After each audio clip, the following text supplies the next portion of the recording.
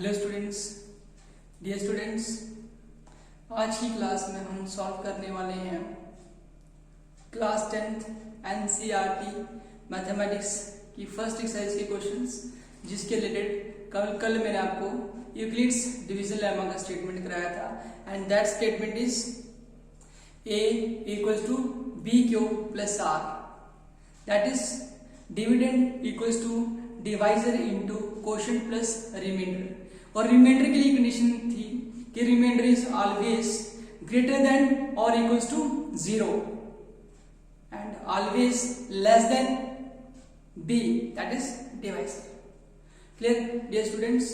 ये जो मैं अभी आपकी क्लासेस ऑनलाइन ले रहा हूँ, इन क्लासेस में हम जो भी सॉल्यूशंस देंगे क्वेश्चंस के, ये strictly according to the NCERT book रहेगा, दैट इज एकेडमिक्स, जो आपको एग्जाम में काम आएगा। ठीक है, जेके बोर्ड में या फिर जो भी सीबीएसई वाले भी कर सकते हैं इसको, कोई दिक्कत नहीं है, कोई इशू नहीं है। ठीक है, तो मीन्स हम क्वेश्चंस को सॉल्व करेंगे बुक के अकॉर्डिंग। ठीक है, कोई शॉर्टकट ट्रिक्स नहीं बताने वाले हैं, क्योंकि हम कॉम्पिटिटिव एग्जाम की प्रेपरेशन नहीं करा रहे आपको।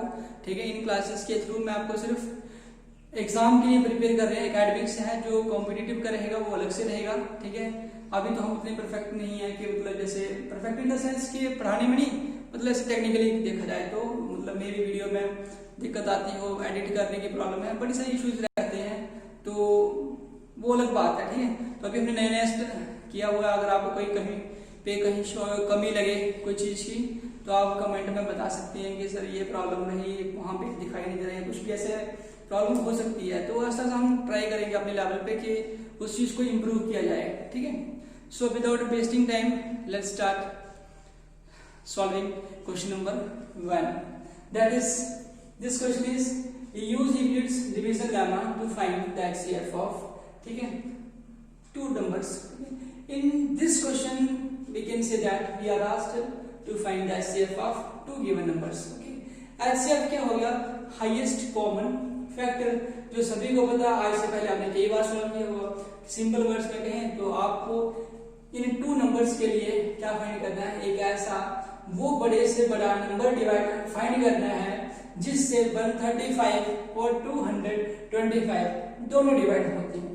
ठीक है, तो बड़ा मुश्किल नहीं है। यहाँ पे भी इस पार्ट में आपको टू नंबर्स दिए हुए हैं, यहाँ पे भी टू नंबर्स दिए हुए हैं, यहाँ पे टू नंबर्स दिए हैं। इन टू नंबर्स का आपको क्या फाइंड करना है? एचसीएफ फाइंड करना है डिवीजन लेमा का यूज करते हुए। क्लियर?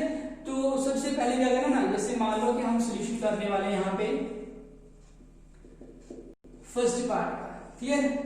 तो इसमें हमारे पास टू नंबर्स हैं। ठीक है, हियर 225 हम लिख सकते हैं ग्रेटर देन 135। ठीक है, तो हम क्या करने वाले? सिंपली रफ में आप लोगों ने क्या करना है, रफ वर्क में आप लोगों ने क्या करना है? ठीक है, बड़े वाले नंबर को छोटे वाले नंबर से डिवाइड करना है। क्लियर? तो डिवाइड कैसे करना है ये तो आपको अभी तक काफी अच्छे से सीखा हुआ आपने।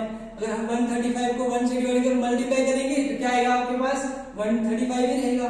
2 से करके देखते हैं, 2 से करेंगे तो ये हो जाएगा 270 हो जाएगा, which is greater than 225।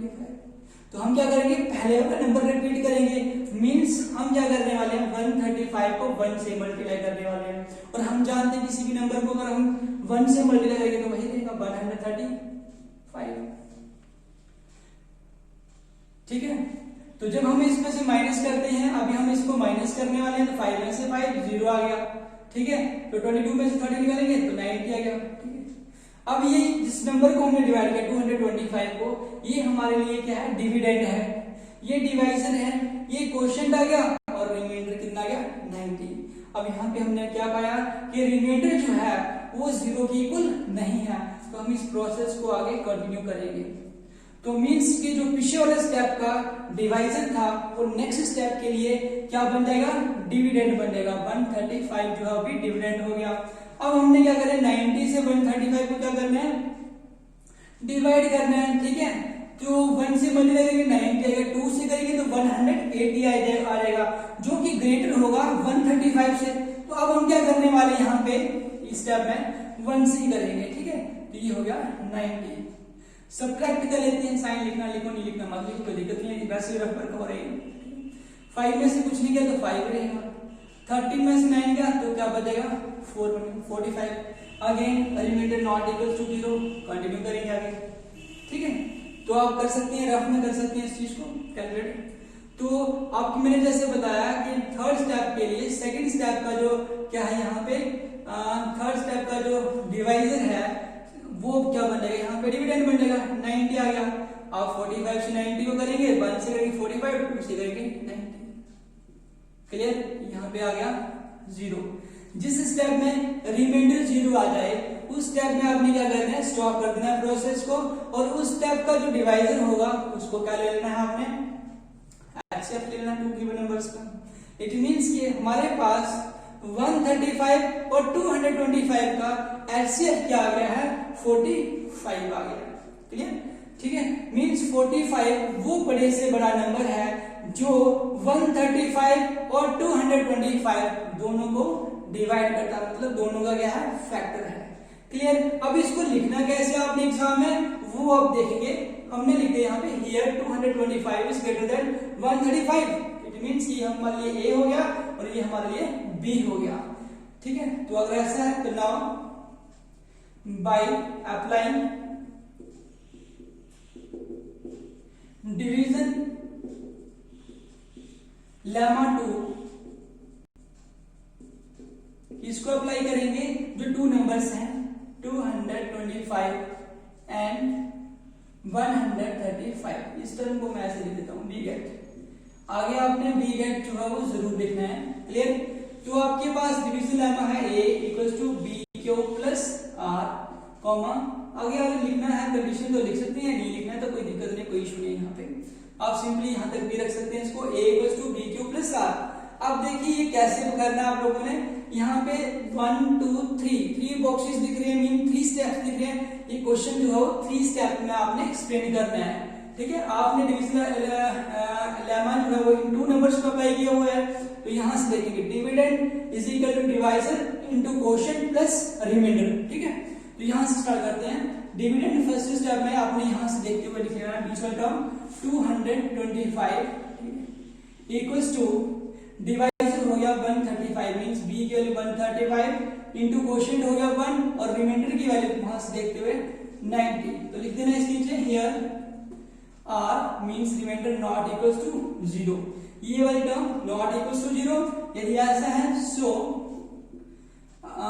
By applying, ये यहां से आगे नेक्स्ट यहां स्टार्ट करते हैं। So again by applying division lemma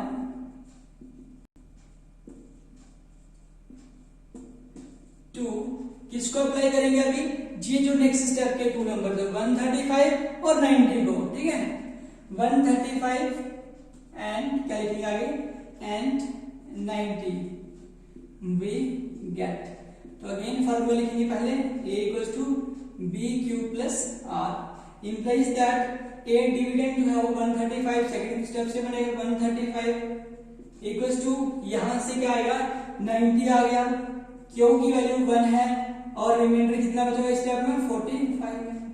फिर से लिखेंगे यहाँ पे here r not equals to 0। So यदि ऐसा है again by applying division lemma to, किसको अप्लाई करेंगे थर्ड स्टेप में जाइए 90 और यहां से 45, 90 एंड क्या हो ये 45 वी गेट। तो आपके पास क्या आएगा a equals to b q plus r. तो a क्या बन जाएगा यहां से, ये देखिए 90। ठीक है, डिविडेंड हो गया आपका, b की वैल्यू कितनी हो जाएगी यहाँ पे डिवाइजर जो है 45, क्यू कितना हो गया 2 और यहाँ कितना हो गया 0। हियर लिख देंगे r equals to 0। So we stop our process, we stop our process. ये दिस प्रोसेस जैसे भी लिखना चाहें लिख सकते हैं। So we stop this process या फिर आवर प्रोसेस। और लास्ट लिखेंगे हेंस HCF ऑफ इसका 135 एंड 225 जो है वो कितना आ गया यहाँ से देखते हैं। तो ये आपके पास आ गया हुआ है 45।